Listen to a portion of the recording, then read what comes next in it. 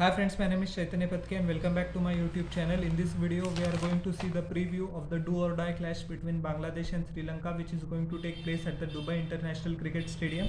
Both of them were convincingly defeated by Afghanistan, the surprise dark horse in the tournament. And although I wouldn't say that Afghanistan has surprised anyone, they are a class team in this format. Everybody knows that they have power hitters, excellent spinners, decent fast bowlers, and gun fielders as well. But what was disappointing, especially for Sri Lanka in the game against Afghanistan, that their batsmen literally threw in the towel. There was absolutely no fight, no application from the batsmen, and it was pretty dismal performance. Although, as I said, that Chris Silverwood, the Sri Lanka head coach, has a lot of thinking to do, and their batsmen are pretty talented. Pathum Nisanka, Kushal Mendis, but they are yet to harness their talent and potential into performance. So it is a very long journey, and time is running out pretty fast for them. As far as Bangladesh is concerned, they were actually in the game despite the fact that they scored only 127 runs in the first innings against Afghanistan. But a blitzkrieg from Najibullah Zadran put paid to their hopes of winning the game. Spinners will be crucial for Bangladesh, especially their skipper Shakib Al Hasan.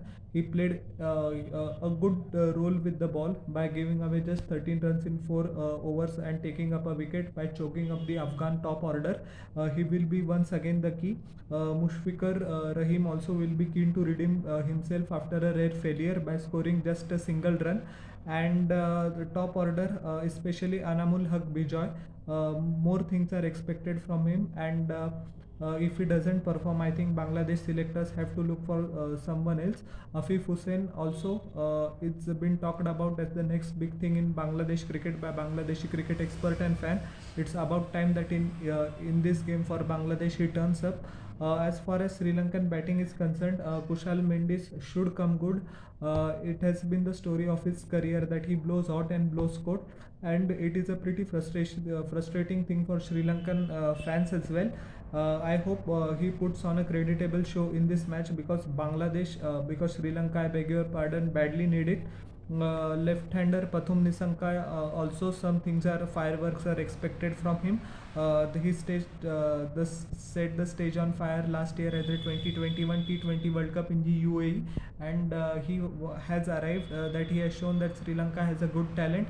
Charit Asalanka once again also didn't impress in the last match against Afghanistan. He will also be looking to come good, but the most vital player in the Sri Lankan lineup, their trump card, I would say, is Wanindu Hasaranga.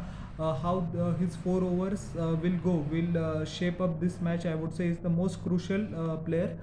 And Sri Lanka needs him to take wickets, and if and when the need arises, he will be needed with the bat as well. So it promises to be an exciting contest, because the team that loses straight away goes home. As we know that only two teams from each group qualify for the Super 4. Afghanistan, by virtue of their victories against these two oppositions, have already qualified. So this game is a knockout game. It will be interesting to see how it pans out. They expect some help for the bowlers in the Dubai pitch, but as the match progresses, it will be easier for batsmen. So application is very essential for both the teams, especially the top orders.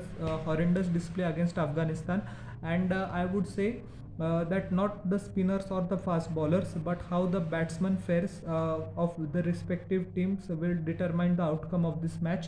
And yes, hoping for a cracker. So how did you like my analysis of this game?